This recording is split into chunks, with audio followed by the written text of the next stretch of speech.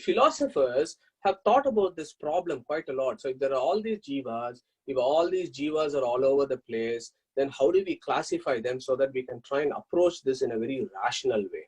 So for example, I'm taking this view from Tattva Sankhya, which is a work of Madhvacharya, which basically summarizes all these sentient entities. What is the classification?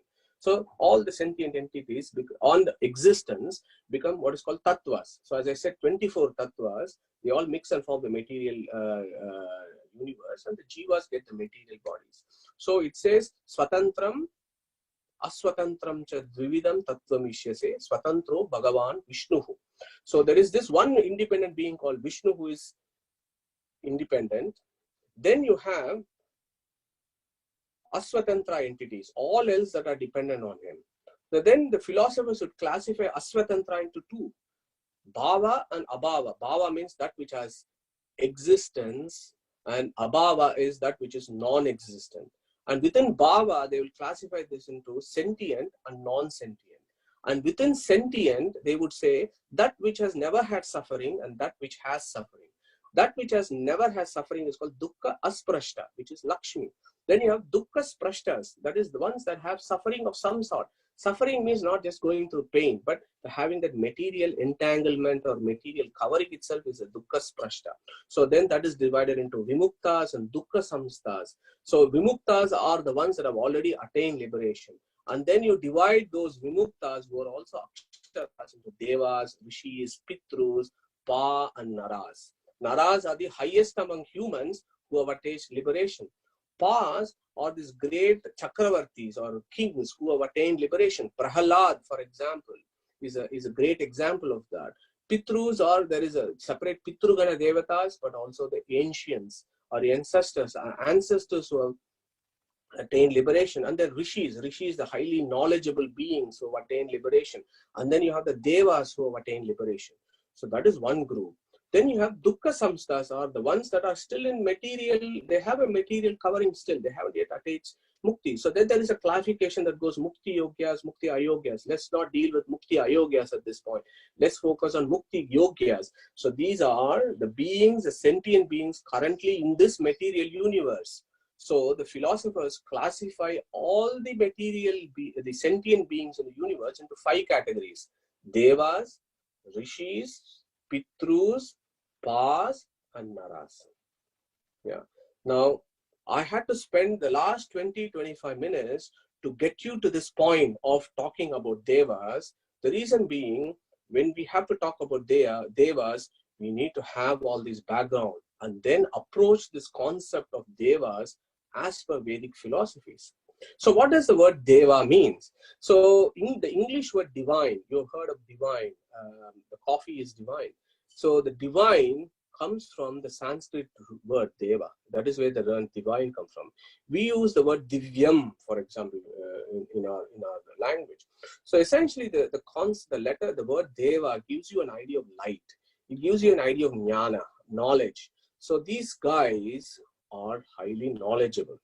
They are highly evolved sentient beings. So that is the idea that you can get from jnana, from the word Devas. Now there are 6 different meanings for Devas: Divu Kridayam, Divu Vijayate, Divu Stuti, Divu Kanti, Divu Gati, Divu Samartya, and so on. So that is the etymology, the Nirukta of Devas. So essentially what it means is, Divu Kridayam means every action for him is a playful action in the sense that they can do things very effortlessly. Yeah. Divu Stuti means people worship that higher exalted beings. Divu Samartya means that high being has a lot of samartya, has a lot of potency, it's got a lot of strength. So those are some of the words. So from Devas, of course, there is the Devasya Deva, who is Vishnu himself, who's got all these 6 in infinite proportions, but there are the Devatas who have these qualities in a limited proportions. So this is the idea of Devas. Now, if you come to the left-hand corner of the screen, I have put this slide because I always get a little bit annoyed when people say, oh, this Hindu faith, they have so many gods, they are worshipping so many gods, and so on and so forth. And I sometimes feel sorry when people say that, because it is not their mistake. It is their ignorance that makes them talk like that. But at the same time, it is also our mistake because we have not informed them about what our devas actually mean. It is our own mistake that we have let the situation come to this point. Yeah.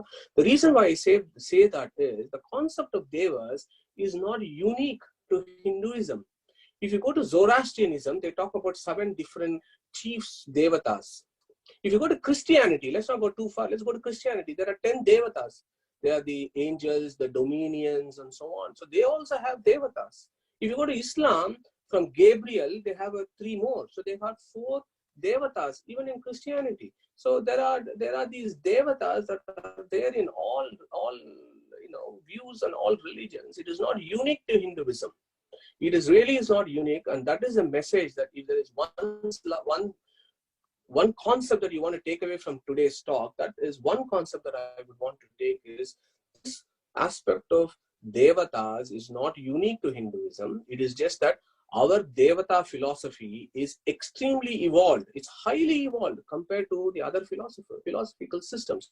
I'll illustrate that in the coming slides. Our concept of devatas is much more rational and much more evolved than any other systems that I have been able to explore.